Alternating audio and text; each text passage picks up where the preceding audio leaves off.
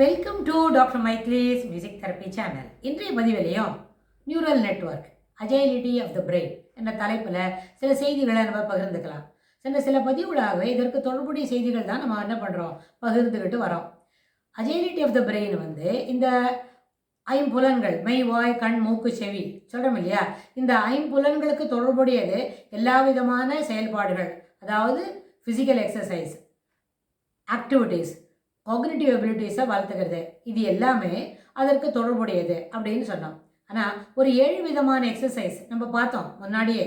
அதாவது brain derived neurotrophic ஃபேக்டர்ஸில் physical exercise, physical balance அது எப்படி மெயின்டைன் பண்ணணும், ஃபிசிக்கல் பேலன்ஸை சரியாக கிடைக்கல, செய்ய முடியல அப்படின்னு சொன்னால் அந்த நேரத்தில் என்ன செய்யணும், அப்போது பிரெயின் டெபாசிட்ஸ் அது உள்ள குறைவாக இருக்குது, நெட்வொர்க்கோட கெப்பாசிட்டி இருக்க மூமெண்ட் கெப்பாசிட்டி அதில் குறைவாக இருக்குது, that has to be enhanced.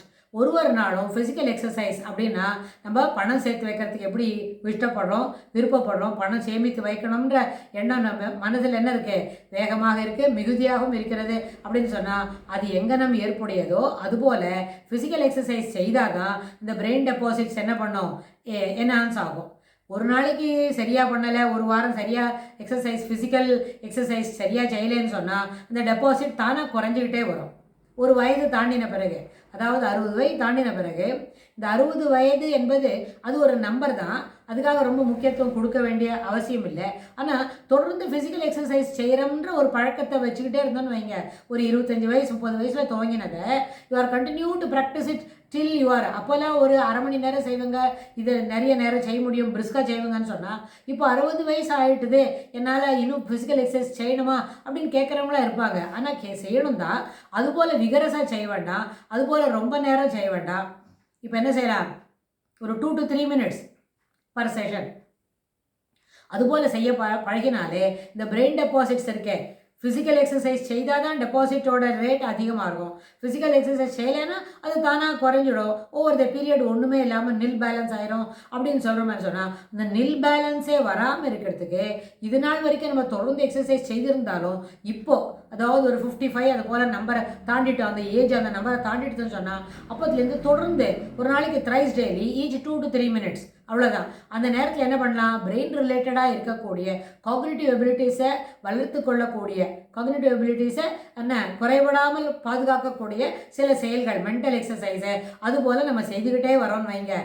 நம்பர்ஸை ரிவர்ஸில் சொல்லி பார்க்குறது, அப்புறம் ரிவர்ஸில் இடது கையால் எழுதி பார்க்குறது, ஏற்கனவே வலது கையால் ரொம்ப அழகாக சில அதெல்லாம் எழுதுவோம், சில ஆர்னமெண்டல் லெட்டர்ஸ்லாம் ஜஸ்ட் லைக் தட் நம்மளால் வலது கையில் எழுத முடியும் அப்படின்னு சொன்னால் அதுபோல் வலது கையால் எழுதின ஒரு ஆர்னமெண்டல் லெட்டர்ஸ் கொண்ட ஒரு வாக்கியத்தை இடது கையால் எழுத பழகிறது. அது என்ன செய்யும்னா அது கொஞ்சம் நேரம் பிடிக்கும் தான், இந்த அவசர கதியில் ஓடுறவங்களுக்கு அது செய்ய முடியாது. ஆனால் என்ன செய்யலாம், அதுபோல் எழுதி பார்க்கலாம். அது எழுதி பார்க்கும்போது இந்த கையில், அதாவது பழக்கம் குறைவாக இருக்கக்கூடிய இடது கையில் எழுதும்பொழுது, there are people they can write just like that, இடது கையிலே ரொம்ப வேகமாக எழுதுவாங்க, அவங்களுக்கு வலது கையில் எழுதுகிற பழக்கம் குறைவாக இருக்கும், அதனால அந்த ஹேண்ட் ரைட்டிங் சுமாராக தான் இருக்கும். ஆனால் நம் 100ல் ஒரு 95%ல் 98% உள்ளவங்க எல்லாரும் வலது கை பழக்கம், எழுதுகிற பழக்கம் வலது கை பழக்கமாக தான் இருக்கும். அப்போ அவங்க என்ன செய்வாங்க, அவங்களுக்கு இடது கையில் எழுத சொன்னமான அது என்ன செய்யும், கொஞ்சம் அந்த எழுத்துக்கள் நிதானமாக வரும், சில சமயத்தில் எழுத்துக்கள் ஷேப்பு கூட மாறி இருக்கும். ஆனால் வலது கையில் ஆர்னமெண்டல் லெட்டர்ஸை ஜஸ்ட் லைக் தட் எழுதுகிறோம்னு சொன்னால் அதுபோல் இதை பார்த்து டிராயிங் தான் போட முடியும். They can not write it fluently. Fluent hand ரைட்டிங்கிறது என்ன, மனதில் இருக்கிறத அப்படியே எண்ணத்தில் இருக்கிறத எழுத்து வடிவில் தாளில் வரவழைக்கிறோம், பேப்பரில் வரவழைக்கிறோம்னு சொன்னால் அப்போ அது வேகமாக எழுதினா தான் முடியும். ஏன்னா எண்ண ஓட்டங்கள் வேகமாகவும் விரைவாகவும் இருக்கும் பொழுது விரைவு கொண்டு அந்த விரைவுக்கு தகுந்தாற் போல் என்ன ஸ்பீடு கொஞ்சம் கூட குறையாமல் கையில் எழுதினாதான் அந்த தேர்வெல்லாம் சிறப்பான நேரத்தில் எழுத முடியும்.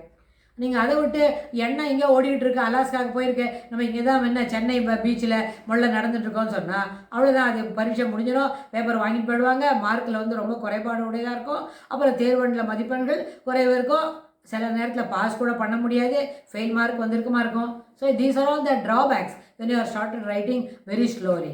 அப்போ எண்ண ஓட்டங்களும் எழுத்து முறையும் ஒன்றுக்கொன்று தொடர்புடையதாகவும் ஒரே ஸ்பீடில் இருக்கணும். அப்போ அந்த காக்னிட்டிவ் எபிலிட்டிஸ், அதாவது ப்ரீஃப்ரண்டல் லோப் ஃபங்க்ஷன் சிறப்பாக இருக்கணும்னு சொன்னால் எண்ண ஓட்டங்கள் சீராக இருக்கணும், வேகமாக எழுதணும். எதற்காக இடது கையில் எழுத சொன்னோம்னு சொன்னால், இடது கையில் எழுதுறது அந்த நியூரல் நெட்வொர்க்கில் வேறு ஒரு சர்க்கியூட்டை அதுக்கு ஆரம்பித்து கொடுக்கும். Over the period that we can develop it அப்படின்னு சொன்னால், அப்போது ஒரு வழி கிடைக்கும். நியூரல் லூப் சொல்கிறோம் இல்லையா, நியூரல் லூப்பு, நியூரல் நாட்டு, அப்புறம் சென்ட்ரல் டெண்டன்சி, நியூரல் சிப்பு, அதெல்லாம் சொல்கிறோம் இல்லையா. அந்த நியூரல் நாட் என்ன பண்ணோம், வேறு ஒரு சர்க்கியூட்டில் அதை போய் அந்த நாட்டை போட்டு வச்சுக்கோம். அந்த இடத்துலேருந்து ரிட்ரீவ் பண்ணுறதானா கூட ரொம்ப சிறப்பாக வரும். சில நேரத்தில் ரொம்ப தூசுபடி, இப்போ ஒரு சேரில் உட்காந்துருக்குறோம், ரொம்ப தூசு, அதில் ஒரு 5 நாளாக யாருமே உட்காரல அப்படின்னா அப்போ என்ன செய்வோம், ஒரு சின்ன டஸ்டர் எடுத்து அழகாக தொடச்சிட்டு உட்காருவோம். அப்போ அதில் இருக்கிற தூசெல்லாம் அந்த டஸ்ட்டில் வந்துடும். அப்போ அந்த சேர் க்ளீன் ஆயிரும். அதுபோல் அந்த பழைய நியூரல் லூப்பில் டஸ்ட்டு ஃபார்ம் ஆயிருக்குன்னு சொன்னால் அது எப்படி தட்டி எடுக்கிறது? மூளையை கட்டி கவுத்து போட்டு ரெடி எடுக்குன்னு சொன்னால் அது காமெடி. குட்டி பசங்களாக இருந்தால் அதை கவுத்து சிரிப்பாங்க. ஆனால் நிஜமான நிஜத்தில் அதை செய்ய முடியாது. But you are started doing in the same practice with other routines அப்படின்னு சொன்னால் அதில் இருக்க அந்த டஸ்டெல்லாம் என்ன பண்ணும், அது விதர் பண்ணிவிடும், இப்படி உதர்த்தி விட்டுடும். அப்படி உதறிட்டுன்னு வைங்க, பழையபடி நல்லபடியாக அடுப்பு. இப்போ ஏற்கனவே இருக்கிற நெட்வொர்க்கும் கிளியர் ஆகிடும். புது நெட்வொர்க்கில் இந்த சமாச்சாரம் ஸ்டோர் பண்ணியிருக்கோம். So we are having 2 places to retrieve our store materials. இதெல்லாமே அதாவது அந்த பிரெயின் டிரைவ்டு நியூரோட்ராஃபிக் சொல்கிறோமே, BNDF, அந்த BDNF பிரெயின் டிரைவ்டு நியூரோட்ராஃபிக் அந்த ஃபேக்டர்ஸை அது என்ன பண்ணும், மேலும் மேலும் வலுப்படுத்தும். உறுதியாக இருக்கும் பொழுது நம்மளுடைய பயிற்சி முறைகளும் அதோடு சேர்ந்துன்னு வைங்க, கேன் ஈஸிலி அந்த 60 வயசு தாண்டிடுதுன்னு சொல்கிறத பற்றி ஒரு தவறான எண்ணமோ ஒரு தொய்வான எண்ண ஓட்டங்களோ அதில் இருக்க வேண்டாம். அந்த தொய்வு நீங்கி அது என்ன பண்ணோம், விரைவாகவும் வேகமாகவும் செய்ய முடியும் அப்படின்ற ஒரு நம்பிக்கையை கொடுக்கும். அதனால் தொடர்ந்து இந்த பழக்கத்தை பற்றி இன்னும் எப்படியெல்லாம் வளர்த்துக்கலான்னு அடுத்த பதிவில் பார்க்கலாம். தேங்க்ஸ் ஃபார் வாட்சிங்.